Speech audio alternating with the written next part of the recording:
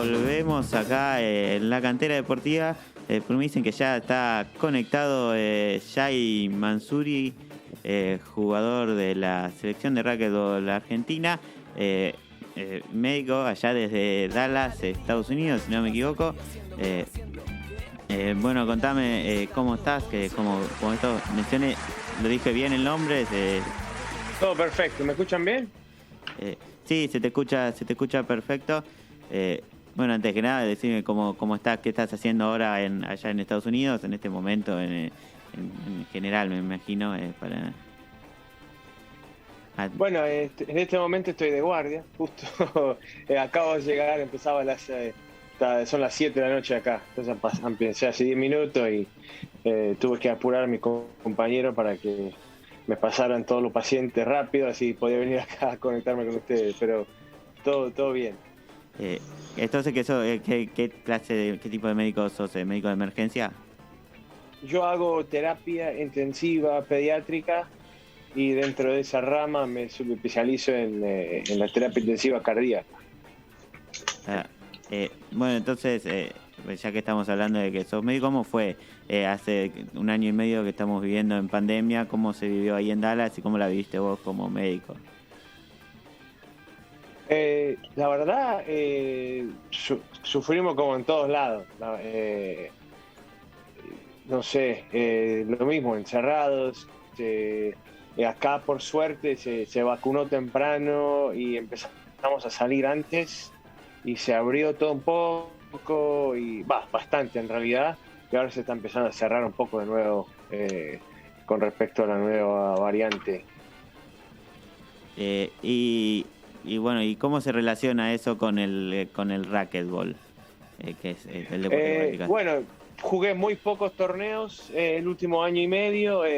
Prácticamente jugué los Juegos Panamericanos de Lima en el 2019 y después de eso un par de torneos, nada importante. Incluso hoy acaban de anunciar que cancelaban el torneo panamericano que se iba a realizar en Bolivia, que creo que principio de octubre se iba a hacer. Entonces eso ya no está. Tenemos el Mundial fines de octubre, principio de noviembre, y no sé si se va a hacer. Supuestamente se va a hacer en Guatemala, pero y la verdad estuve varios meses sin poder usar cancha, porque como eres un deporte adentro y encerrado y no había nada. Entonces me construí un muro en el patio de la casa para por lo menos pelotear, y tengo en toda la parte física, hago mi casa porque tengo un gimnasio en el garage, así que por lo menos pude pegarle un poco para Sí. que el brazo se mantuviera un poco en forma, pero no es lo mismo, y se extrañó un montón. Bueno, ya que empezamos a hablar del deporte, creo que hay mucha gente que nos escucha o mucha gente que no conoce cómo se practica, cómo es. Contanos cómo es el deporte que practicas y en qué... El racquetball es un deporte que empezó en los 60, es un deporte más que nada en las Américas. Es un hermano del squash y la pelota paleta. Se juegan dentro de una cancha cerrada con 4 paredes. Incluso se usa el techo. Se usa una raqueta como una especie de raqueta que parece la de tenis, pero con una manga corta, y una pelota muy rápida de goma que llega a más de 200 kilómetros por hora. Es un deporte muy agresivo, muy rápido, de mucha reacción. Muchos moretones, me imagino, porque esa pelota cuando te golpea no debe ser... Sí, a veces sí, depende del rival, digamos, y cómo te lleves. Sí. Hola, buenas noches, Jai. Un gusto. Hola. Julia y Asila te saluda. ¿Cómo estás? Todo bien. Al ser un juego de precisión y concentración, ¿cómo te manejas en la previa de cada partido? La verdad que ese es un tema para mí que siempre ha ido cambiando de acuerdo a los resultados que me ha ido dando los distintos regímenes que tengo ahora. Lo que tengo es que tengo como una especie de elongación y movilidad de una media hora antes de cada partido. Me pongo música y trato de hacer eso solo, tranquilo. Y sí, porque es un deporte que el problema que tiene es que de mucha velocidad y potencia, pero a su vez tiene que ser muy preciso. Entonces, si te pasás de rosca, te puede ir muy mal. ¿Y sentís que ha evolucionado con el tiempo el racquetball desde que lo practicás? Yo lo practico hace muchísimo. Yo ya llevo jugando 35 años y juego en la selección desde el 96. Y entonces el deporte ha habido una evolución muy grande porque digamos, en los 80 y 90 era un deporte que, dominado por lo que es Estados Unidos y Canadá, casi siempre. Después se fue evolucionando y ahora el deporte, digamos, desde el punto de vista económico, etcétera, en Estados Unidos no le está yendo tan bien y le está yendo muchísimo mejor en México y en Bolivia. En Bolivia es una casualidad rara, pero es el deporte número 2 atrás del fútbol, el racket en Bolivia. Entonces, la evolución ha sido que han cambiado los líderes en el deporte y donde más se practica. Entonces, igual creo que hay más canchas que en ningún otro lado del mundo acá en Estados Unidos, pero donde creo que más se está evolucionando realmente es en México, Bolivia, otros países de Centroamérica, Sudamérica también, que antes un jugador de Argentina, Colombia, Venezuela o uno de estos países no podía competir contra un mexicano, contra un estadounidense. Ahora todos competimos contra todos. Ha ido nivelando mucho, emparejando mucho el nivel.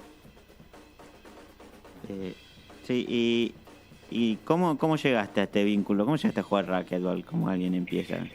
Yo, digamos, yo me crié en Estados Unidos hasta los 18 años. Yo nací en Israel y mi madre es argentina, cordobesa, mi papá israelí. Se conocieron allá, yo nací allá, y después al ratito se vinieron para acá. Y acá en los años 80 era un furor ese deporte acá. Y mi viejo se puso a hablar con unos amigos y yo me enganché y me enamoré. Empecé a entrenar a full, a tomar clases, etcétera, y de ahí no paré, desde los 9 años.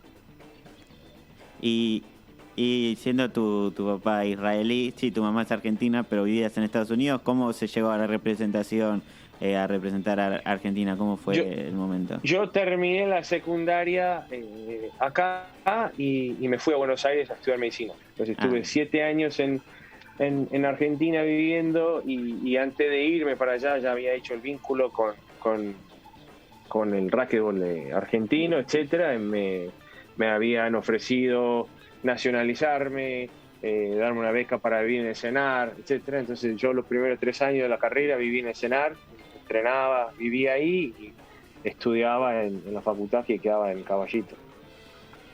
¿Y cómo es esa sensación de representar a un país que, si bien ahora lo representás, nunca no estuviste, lo único que conocías hasta esa época era tu mamá, o no sé si conocías el país quizás, pero ¿cómo se siente representar al país? La verdad que yo no conocía Argentina antes de los 18 años y me vine, o sea, me fui solo, fue como tirarme a la pileta. Pero hablabas español, me imagino, por tu mamá. No hablaba nada. Nada. Nada, casi nada. Yo hablaba hebreo, porque en casa se hablaba hebreo. Yo escuchaba a mi vieja hablar constantemente con otra gente, con clientes en castellano, y yo algo entendía, algo sabía, una base tenía y al primer año de la facultad me compré todos los libros en inglés y en español.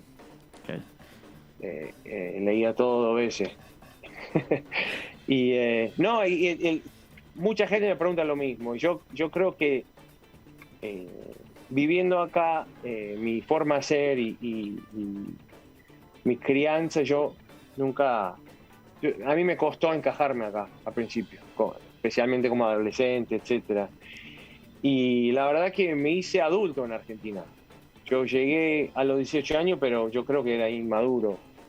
Y vivir solo, y no solo eso, pero viví en un entorno que era solo deportistas, solo gente representando al país. Y te empieza a entrar una especie de cariño y de qué sé yo, no sé cómo explicarlo. Y hoy en día, desde el punto de vista deportivo, me identifico como argentino, pero por lejos. Ya juega la selección de fútbol y me pongo re nervioso cuando es algo que no se puede explicar, es difícil. Pero me imagino que también tantos años conviviendo con gente argentina que representa al país en el exterior, porque ¿a cuántos Juegos Panamericanos estuviste? ¿Estuviste en 5 o más? Yo hice 5, sí. ¿Cómo se siente aparte de estar con el resto? ¿Cómo son ese momento? Es una sensación que es muy lindo. Vos llegás digamos, los Juegos Panamericanos y tenés 400, 500, 700 argentinos más ahí, pero sabes que son 400 de 40 millones, ¿no? Y todo el mundo como que se apoya, es una sensación muy linda, es inexplicable, sentís un orgullo y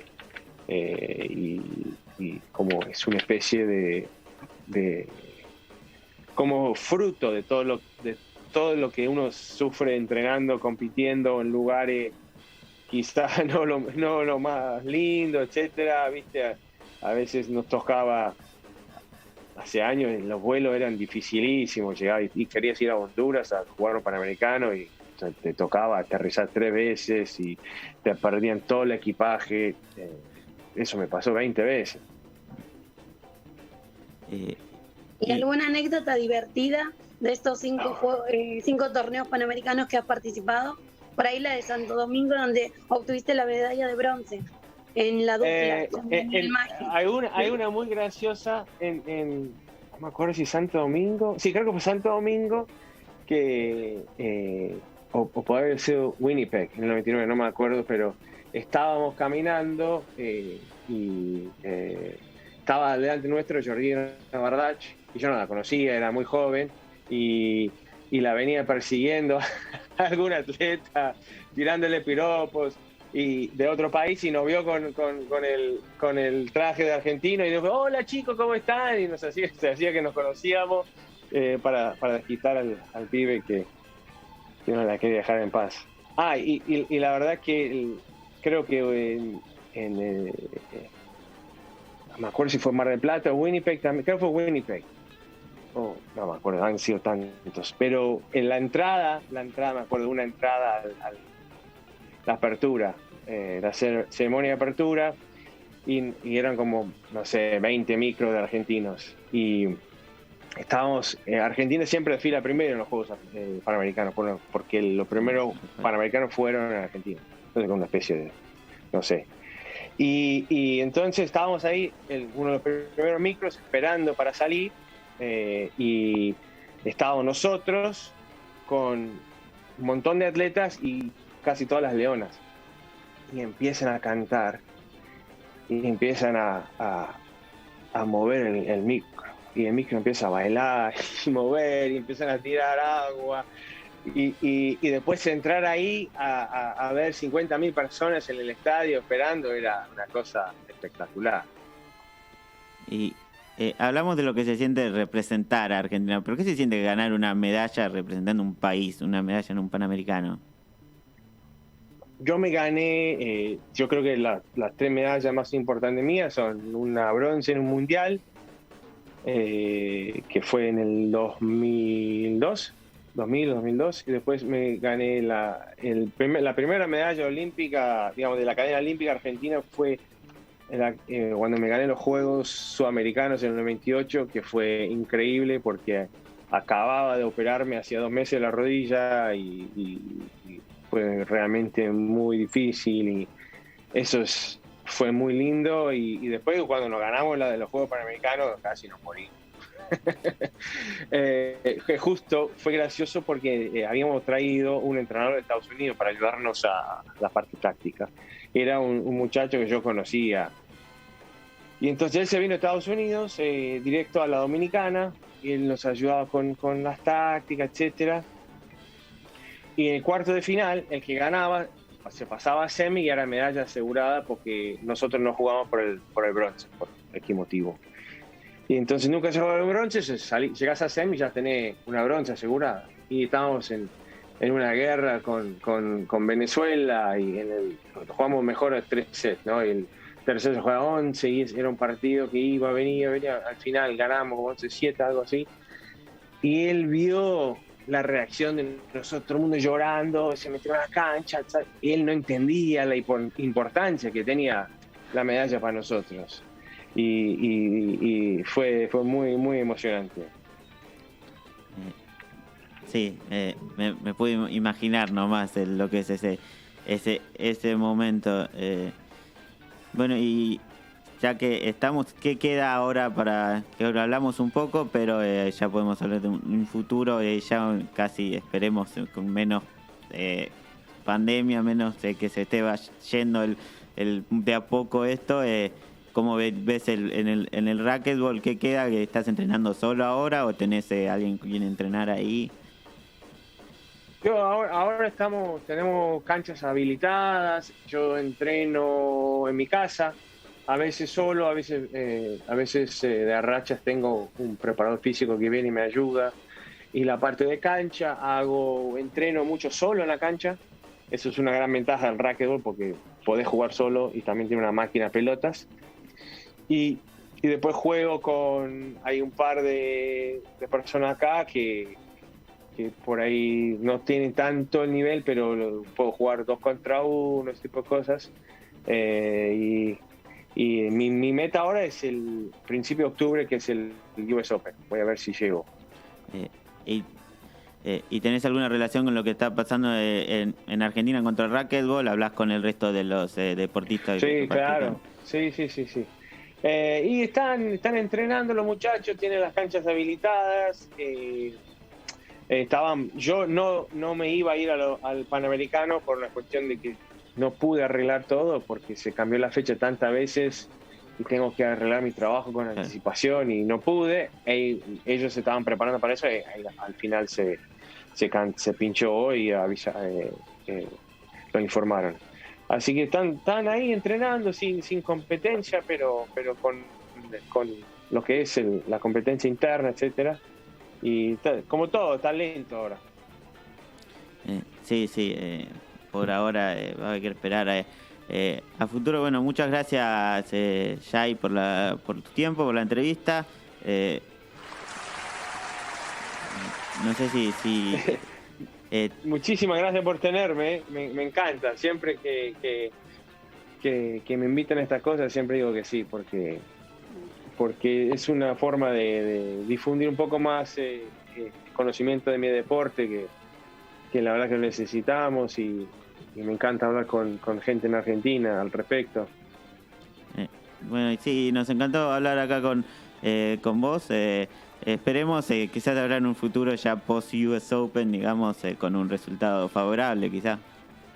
Dale, buenísimo, me encantaría. Dale, muchas gracias, Jai. Muchas gracias. No, gracias a ustedes, gracias por tenerme. Y Manu, pasamos a lo que viene.